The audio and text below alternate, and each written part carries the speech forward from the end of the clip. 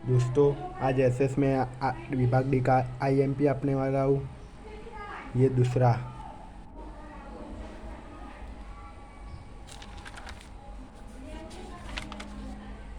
ये शल्य चिकित्सा,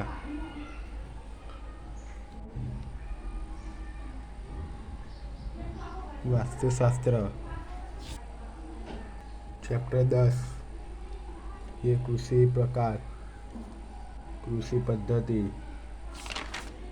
टेक्निकल, संस्थागत और गौ। इतने कर देगा बोर्ड में आ जाएगा एक। चैप्टर 70 गरीब निवारण,